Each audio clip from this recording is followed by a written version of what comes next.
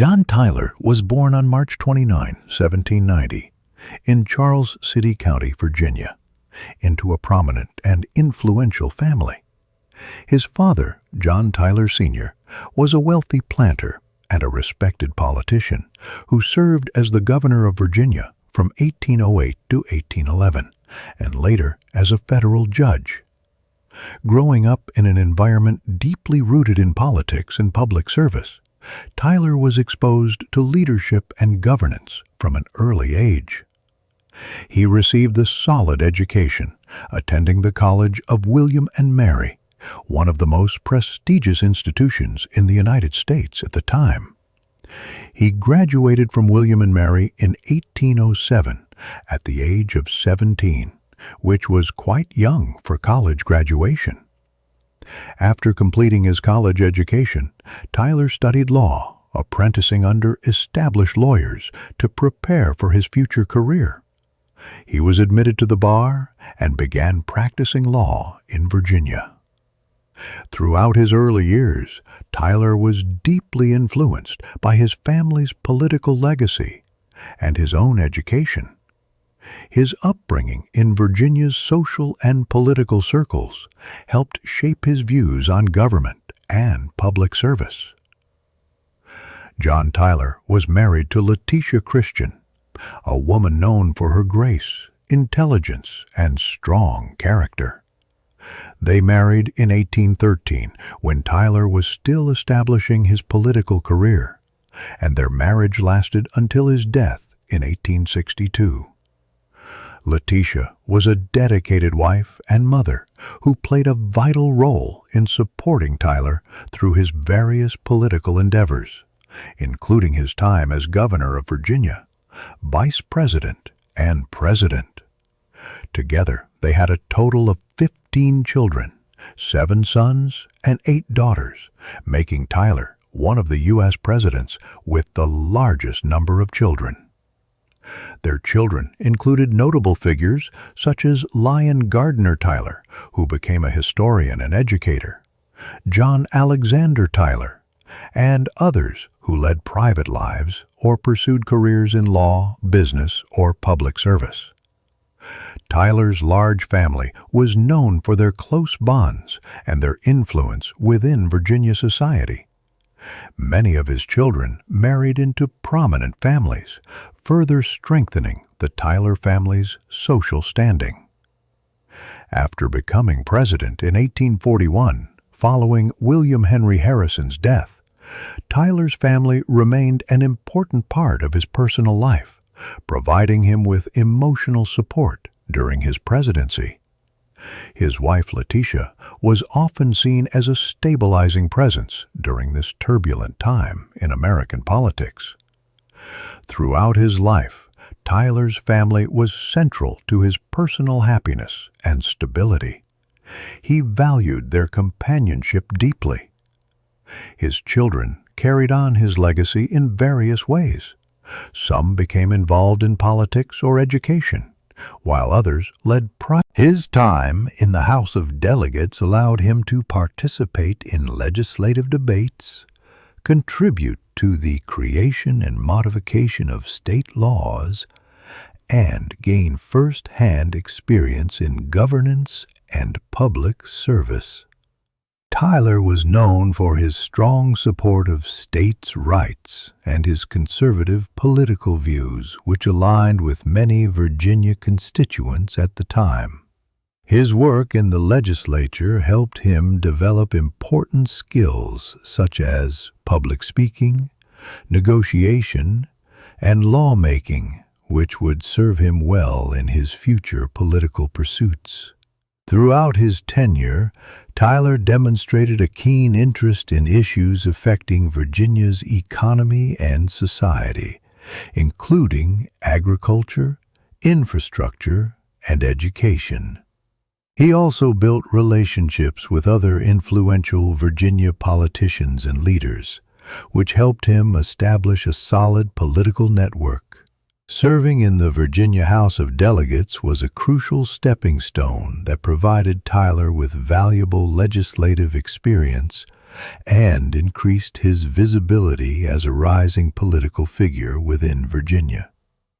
John Tyler served as the governor of Virginia from 1825 to 1827, a period marked by his efforts to promote economic growth and internal improvements within the state. During his governorship, Tyler prioritized infrastructure development, advocating for the construction and improvement of roads, bridges, and navigational projects to facilitate trade and communication across Virginia's diverse regions. He believed that modern infrastructure was essential for Virginia's prosperity and worked to secure funding and support for these initiatives. Additionally, Tyler was committed to advancing education. He supported measures to improve public schools and educational institutions, recognizing the importance of an educated citizenry for the state's future. His leadership style was characterized by a firm belief in states' rights and limited federal intervention, aligning with Virginia's conservative political traditions. Tyler's tenure as governor helped him build a reputation as a capable administrator and a defender of Virginia's interests, which contributed to his later election to the U.S. Senate. Following his term as governor, Tyler was elected as a U.S. Senator from Virginia in 1827, a position he held until 1836. As a senator, he became an influential voice in national politics, particularly on issues related to states' rights, federal authority, tariffs, and westward expansion. Tyler was known for his strong advocacy of states' rights principles, often opposing federal overreach and supporting policies that favored agricultural interests and plantation economies typical of Virginia and the South. During his time in Congress, he participated actively. Throughout his decade in the Senate, Tyler established himself as a principled politician committed to defending the interests of Virginia and the southern states. He built relationships with other like-minded senators and gained recognition for his articulate speeches and firm positions on key issues of the day. His experience in both executive leadership as governor and legislative work as senator provided him with a comprehensive understanding of government operations at both state and national levels. In 1839, John Tyler publicly supported the presidential candidacy of Henry Clay, a leading figure in the Whig Party and a prominent statesman known for his advocacy of modernization and economic development. The 1840 election was highly competitive, and the Whigs aimed to present a strong ticket to challenge the Democratic incumbent, Martin Van Buren. To increase their chances of winning, the Whigs decided to nominate William Henry Harrison for president, a popular military hero and former governor of Indiana, and John Tyler as his vice presidential running mate. The strategy behind selecting Tyler was to appeal to Southern voters and pro-slavery interests, as Tyler was a Southern politician from Virginia with strong regional support. His inclusion on the ticket was intended to bolster the Whigs' appeal in the South and among conservative voters who valued states' rights and slavery. The campaign of 1840 was characterized by energetic rallies and slogans like "Tippecanoe" and "Tyler too," emphasizing Harrison's military heroism. The Whig ticket ultimately won a decisive victory over Van Buren, and William Henry Harrison was inaugurated as the 9th President of the United States on March 4, 1841. John Tyler was sworn in as Vice President on the same day, assuming his new role with responsibilities that included presiding over the Senate and supporting Harrison's administration. However, less than a month into Harrison's presidency, on April 4, 1841, he fell gravely ill after delivering a lengthy inaugural address in cold weather. Despite medical efforts, he succumbed to pneumonia after just 31 days in office, making his presidency one of the shortest in American history. As vice president, John Tyler was next in line according to the U.S. Constitution. On April 4, 1841, He was sworn in as President of the United States in a historic moment, the first time a vice president assumed the presidency due to the death of his predecessor. Tyler's assumption of office was significant, not only because he became president unexpectedly, but also because it tested constitutional questions about presidential succession.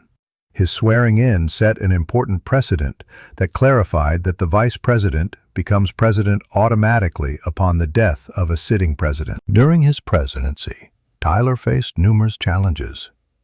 He believed strongly in limited federal government power and states' rights, which often conflicted with the policies favored by his own party, the Whigs. For example, he vetoed bills aimed at establishing a national bank and tariffs favored by Whig leaders, leading to conflicts within his cabinet and Congress.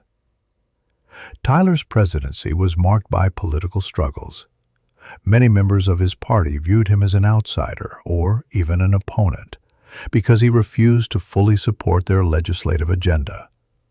Despite this opposition, Tyler remained committed to his principles and continued to govern according to his beliefs about limited government authority. One of the most pressing issues at that time was the debate over the future of the Second Bank of the United States. The bank had been a central element of American financial policy since its establishment. But by the early 1840s, it faced widespread opposition from many states' rights advocates and those who believed it concentrated too much economic power in federal hands. The Whig Party, which Tyler was affiliated with, strongly supported rechartering and strengthening the bank as part of their broader economic agenda. However, Tyler's views on federal power often diverged from those of his party leaders. He believed strongly in limited government and states' rights, which led him to oppose many Whig proposals aimed at re-establishing a national bank or increasing tariffs. When Congress passed legislation to recharter the bank and impose protective tariffs, key elements of Whig economic policy, Tyler vetoed these bills, asserting that they overstepped constitutional bounds and infringed on states' rights. His vetoes caused a major rift within the Whig Party. Many party leaders viewed him as an obstacle to their legislative goals. As a result, Tyler was expelled from the Whig caucus in Congress, effectively making him a president without a party affiliation, and forcing him to govern with limited support from his former allies. During his presidency, Tyler also faced significant challenges related to domestic policy and governance. He was often accused of being too independent or even rebellious against party discipline, which made passing legislation difficult. Despite this opposition, he remained committed to his constitutional principles and used his veto power extensively to block legislation he believed unconstitutional or harmful to individual rights. On the foreign policy front, Tyler's administration achieved notable successes that had lasting impacts on U.S. territorial boundaries and diplomatic relations. The most significant achievement was negotiating and signing the Webster-Ashburton Treaty in 1842 with Britain. This treaty resolved long-standing border disputes between Maine and British North America, now Canada, particularly over the boundary line. Prior to this agreement, disputes over Maine's northern border had led to tensions and even minor military confrontations. The treaty established a clear boundary along the Maine-New Brunswick border based on joint British-American surveys, which helped prevent future conflicts. In addition to resolving border issues with Britain, Tyler's foreign policy efforts included negotiations aimed at expanding U.S. influence in other regions and protecting American interests abroad. His administration worked toward improving relations with Britain through diplomatic channels, fostering peaceful coexistence while promoting trade and commerce across Atlantic shipping routes. These efforts contributed to stability along U.S.-British borders during a period when territorial expansion was a key national goal. Furthermore, Tyler sought opportunities for territorial expansion through negotiations with other nations such as Mexico and Spain, but faced various obstacles due to internal political conflicts and international tensions. Throughout his presidency, Tyler demonstrated a commitment to constitutional principles by asserting presidential authority even when it conflicted with party expectations or congressional wishes. His decision to veto key legislation reflected his belief that executive powers should be exercised within constitutional limits rather than dictated by party politics. John Tyler was a passionate advocate of American territorial expansion and believed that the United States should continue to grow westward across the continent. Throughout his presidency, he consistently supported policies that would increase the nation's land holdings and influence. One of his most significant achievements in this regard was his support for the annexation of Texas. Texas had declared independence from Mexico in 1836 after a series of conflicts, including the famous Battle of the Alamo, and had established itself as the Republic of Texas. However, it was not yet part of the United States, and its potential annexation was a contentious issue because it threatened to escalate tensions with Mexico, which still considered Texas its territory. During Tyler's presidency, the question of whether to annex Texas became a major political issue. Tyler believed that incorporating Texas into the Union would strengthen American economic interests and fulfill Manifest Destiny, the widely held belief that Americans were destined to expand across North America. Despite opposition from some members of Congress and concerns about provoking war with Mexico, Tyler pushed forward with efforts to annex Texas. He worked diplomatically to secure support from Congress and other political leaders. In 1844, Tyler submitted a treaty of annexation to Congress, but it faced significant opposition in the Senate, primarily from those who feared it would lead to war with Mexico or upset the balance between free and slave states. Recognizing these obstacles, Tyler decided to pursue a different approach. Instead of relying solely on treaty ratification, he used a joint resolution of Congress, an alternative legislative method, to annex Texas. This approach required only a simple majority in both houses, rather than a two-thirds vote in the Senate for treaty ratification. On March 1, 1845, just 3 days before Tyler's term officially ended on March 4, he signed into law the joint resolution that formally annexed Texas. This act made Texas the 28th state of the United States. The annexation was celebrated by expansionists who saw it as fulfilling Manifest Destiny, but also sparked controversy and increased tensions with Mexico.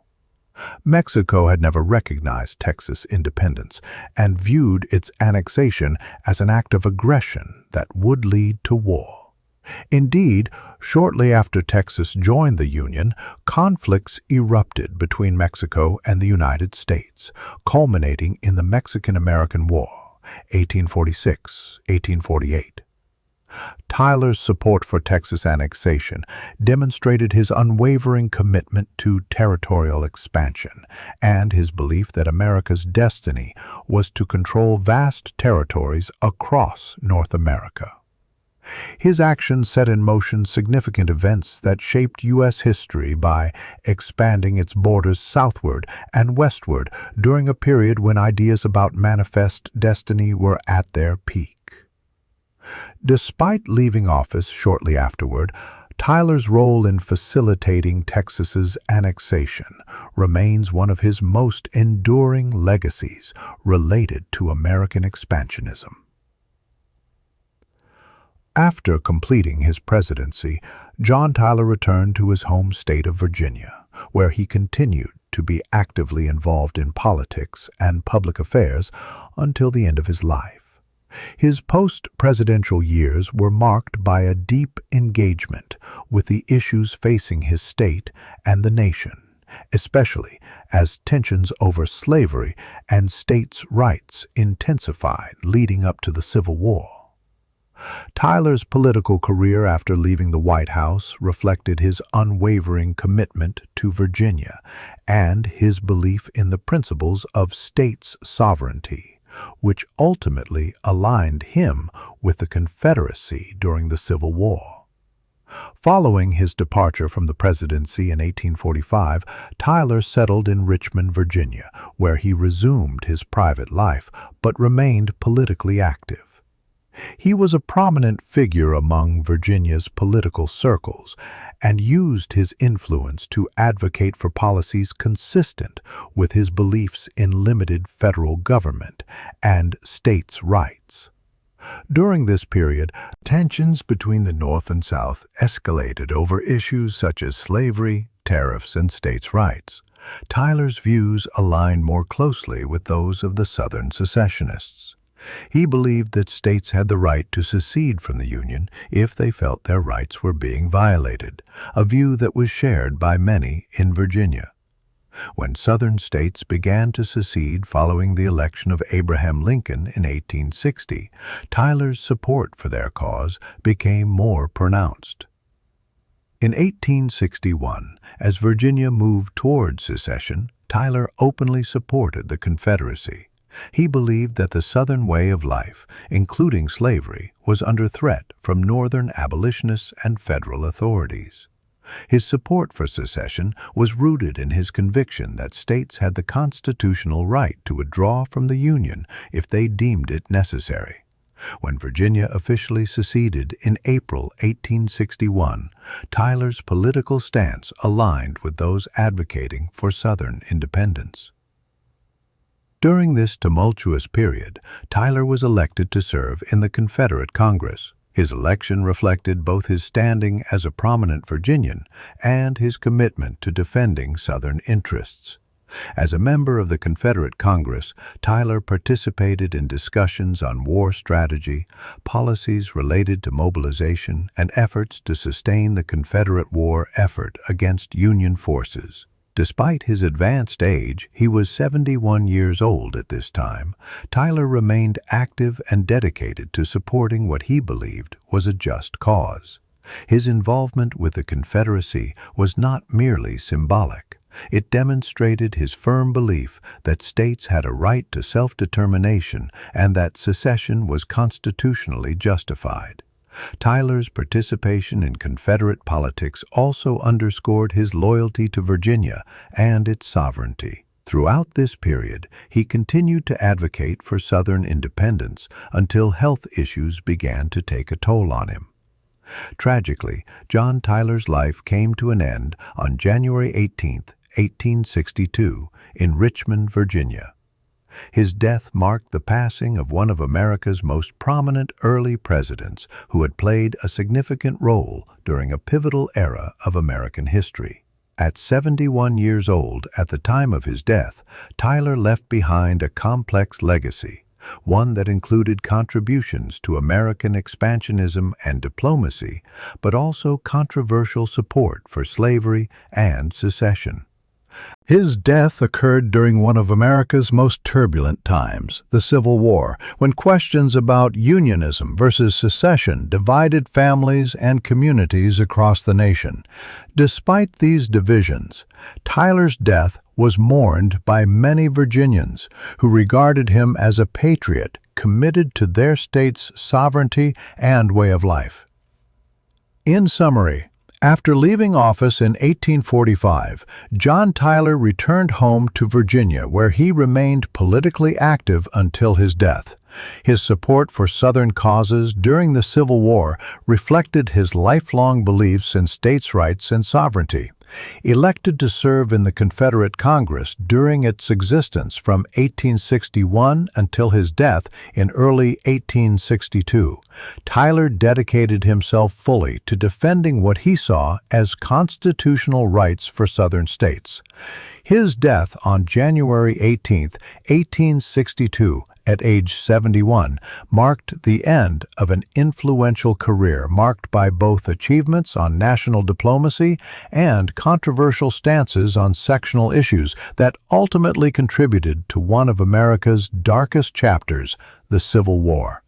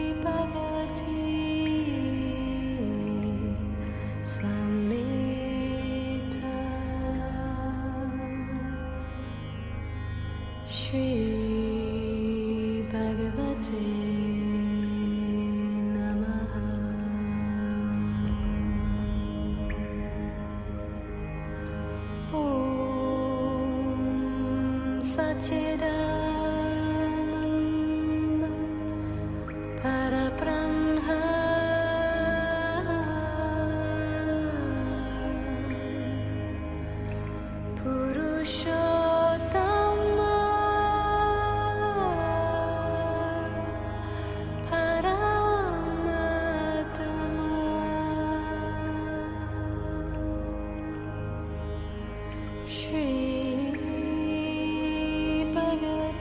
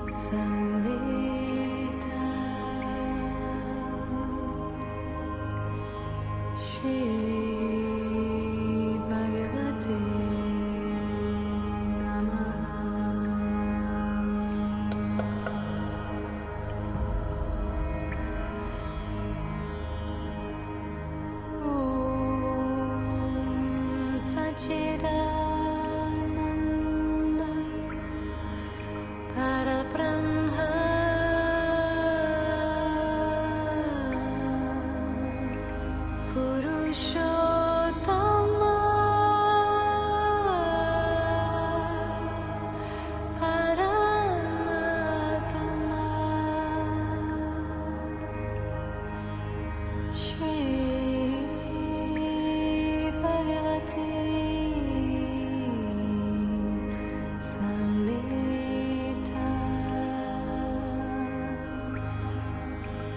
Shri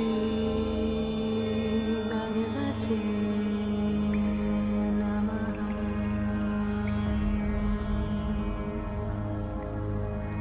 Om Sachidananda Parabrahma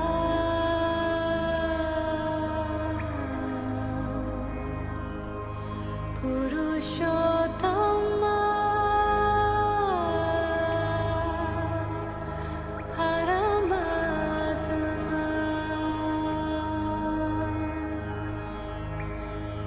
Shri Bhagavati Samhita Shri Bhagavate Namaha.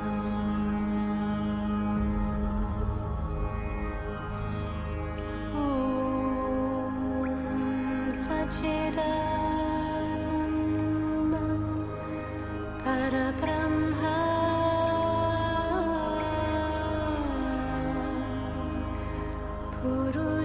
Purushottama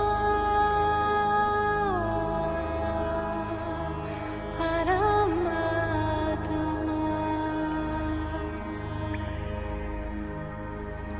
Shri Bhagavati Samhita Shri Bhagavate Namaha.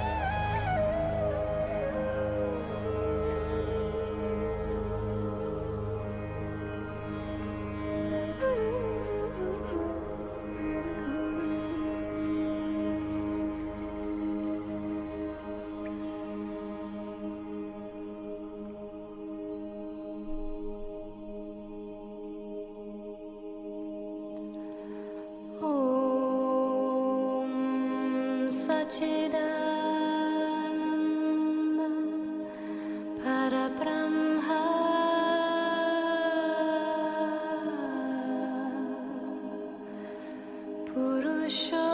Purushottama Paramatma Shri Bhagavati Samhita Shri Bhagavate Namaha.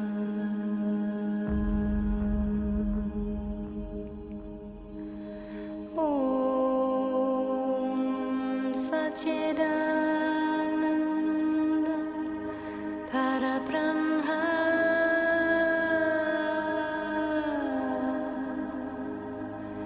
Purushottama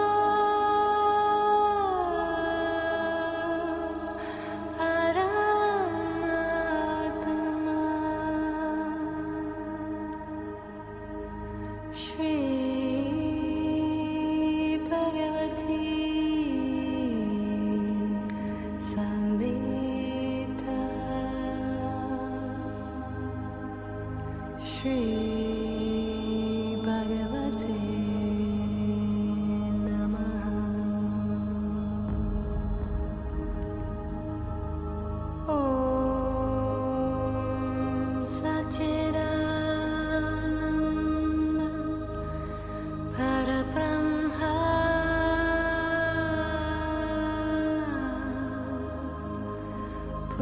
Purushottama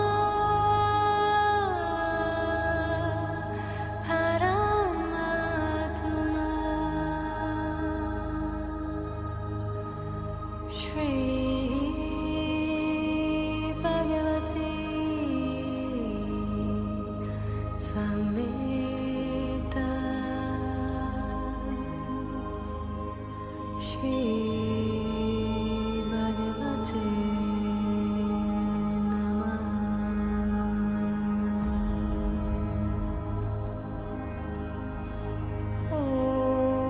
Om Sachidananda Parabrahma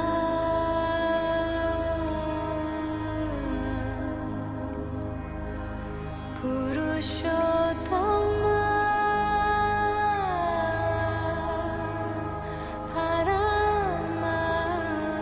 Paramatma Shri Bhagavati Samhita Shri Bhagavate Namah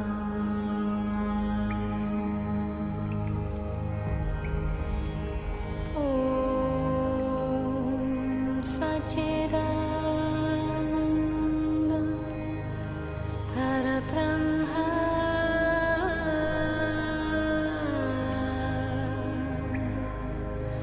Purushottama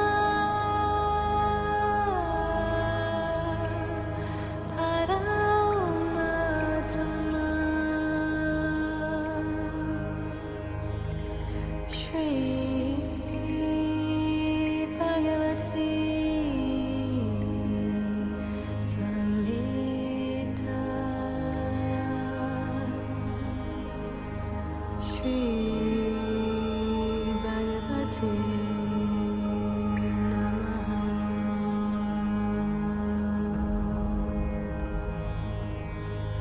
Om Sachidananda Parabrahma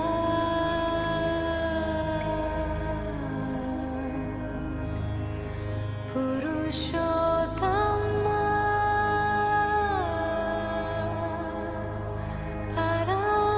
Paramatma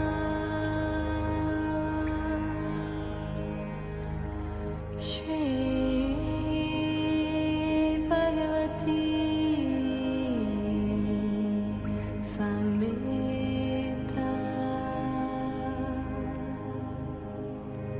Shri Bhagavate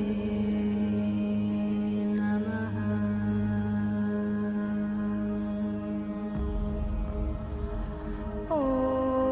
Om Sachidananda Parabrahma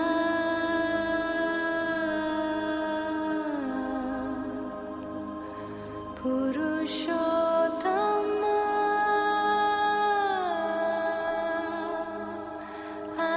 Paramatma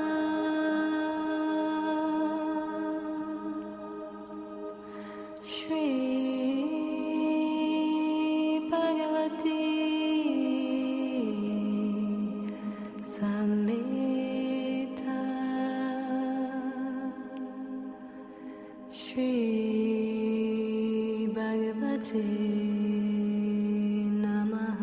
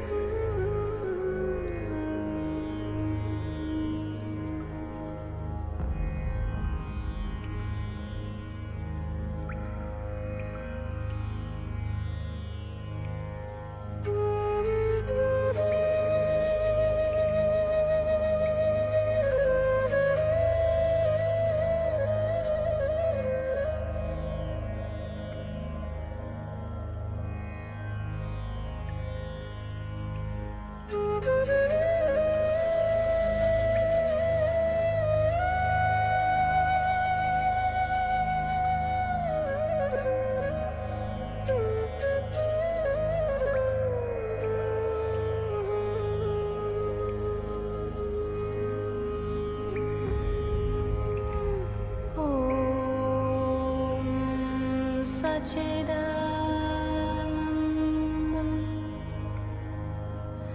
Parabrahma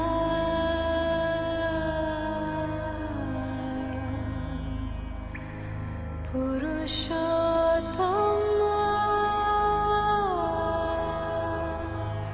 Paramatma Shri Bhagavati Samhita Shri Bhagavate Namaha.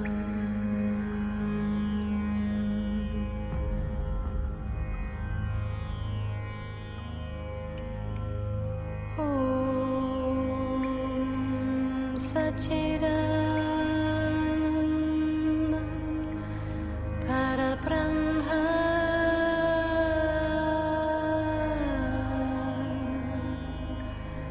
Purushottama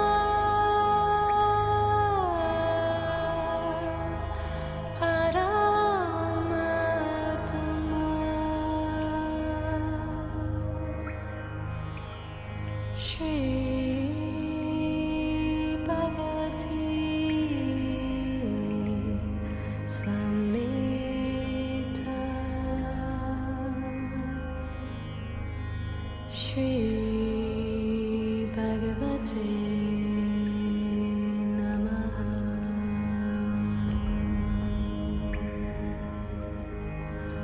Om Sachidananda Parabrahma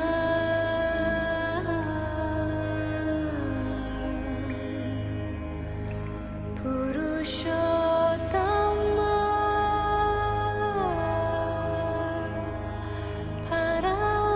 Paramatma